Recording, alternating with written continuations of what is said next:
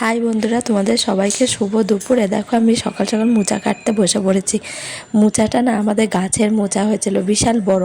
তো মোচা তো সবাই কাটতে পারে, এটা তো বলার মতন কিছু নেই। তো আমার মোচাটা প্রায় কাটা হয়ে এসেছে।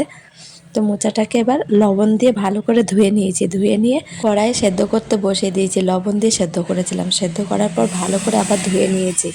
ধুয়ে নিয়ে কড়াই বসিয়ে দিয়েছি, তার মধ্যে তেল দিয়ে তেলটা গরম হয়ে গেল। তার মধ্যে গোটা জিরে, শুকনো লঙ্কা, তেজপাতা ফোড়ন দিয়েছি। দিয়ে আলুগুলোকে দিয়ে দিয়েছিলাম। আলুগুলো ভাজা হোক, ততক্ষণে মশলাটা করে নিই। মশলার জন্য টমেটো, আদা, কাঁচা লঙ্কা আর গোটা জিরে দিয়ে ভালো করে মশলাটা করে নিয়েছিলাম। পেস্ট করে নিয়ে ওই আলু ভাজা হয়ে গেছে, ওর মধ্যে ছোলা দিয়েছিলাম। ছোলাগুলোকে ভালো করে ভেজে নিয়েছি। ভেজে নেওয়ার পর মশলাটাকে দিয়ে দিয়েছি। ভালো করে কষিয়ে নিয়ে তেল ছেড়ে গেছে। তারপর মোচাটাকে দিয়েও ভালো করে কষিয়ে নিতে হবে। কষিয়ে নেওয়ার পর ওটাকে আস্তে আস্তে গ্যাস কমিয়ে দিয়ে ঢেকে ঢেকে রান্না করব। তো নরম হয়ে গেছে, দেখো মোচাটা আমার জলও টেনে নিয়েছে। মোচাটাকে আরেকটু রান্না করে নিয়ে তারপর গরম মশলা গুঁড়ো দিয়ে ভালো করে নেড়ে চেড়ে ওটা নাপিয়ে নেবো। তো আমার মোচাটা না প্রায় রেডি হয়ে গেছে।